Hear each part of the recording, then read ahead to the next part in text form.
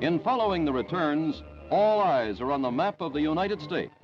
Each one of the 50 states has a certain number of electoral votes according to the size of its population. Pennsylvania has 32 electoral votes, New York 45. Other key states are California, Ohio, Texas, and Illinois. In Illinois, the voting will be so close that the lead will go back and forth from one candidate to the other. But then, this turns into a seesaw battle in quite a few of the states, all night long.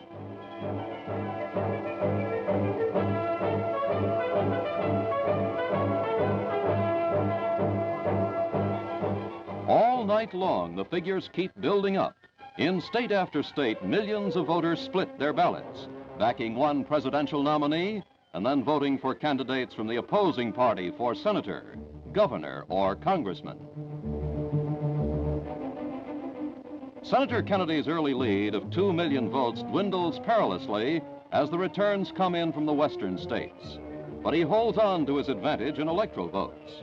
The returns are checked by his press secretary, Pierre Salinger.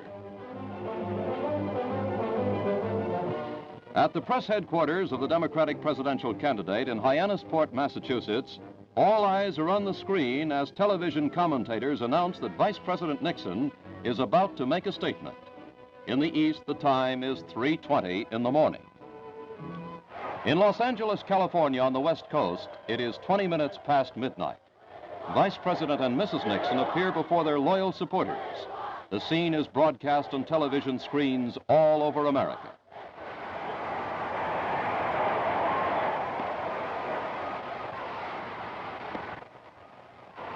The presidential candidate of the Republican Party makes his statement. I want to say that one of the great features of America is that we have political contests, that they are very hard fought, as this one was hard fought, and once the decision is made, we unite behind the man who is elected. I want all of you to know,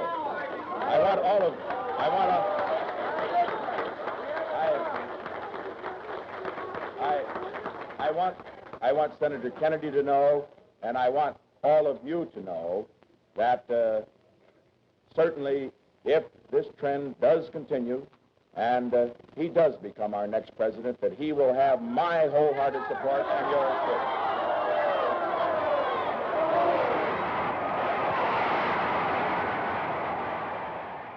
As the night wears on, deserted chairs are the symbol of discouragement at Republican headquarters. But the popular vote is still dramatically close. In the end, it will be a narrow victory in Minnesota that will give Senator Kennedy a sure hold on the electoral vote of the states.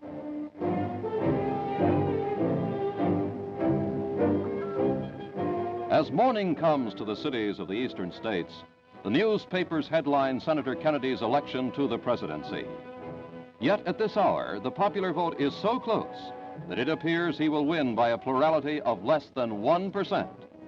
Other American presidents have been elected this way. Some of them, including Abraham Lincoln and Woodrow Wilson, by an even lower percentage of the popular vote.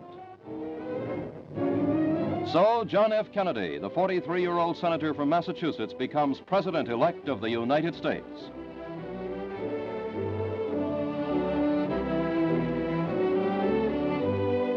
As president of all the people, his family also becomes the center of nationwide interest. His 3-year-old daughter, Caroline, and his lovely wife, Jacqueline.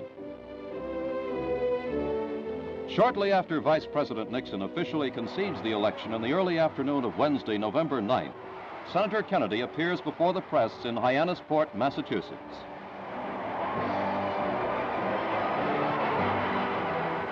With him are his wife, his father and mother, his many brothers and sisters. After acknowledging congratulatory wires from President Eisenhower and Mr. Nixon, he addresses all Americans. To all Americans, I say that the next 4 years are going to be difficult and challenging years for us all. The election may have been a close one, but I think that there is general agreement by all of our citizens that a supreme national effort will be needed in the years ahead to move this country safely through the 1960s.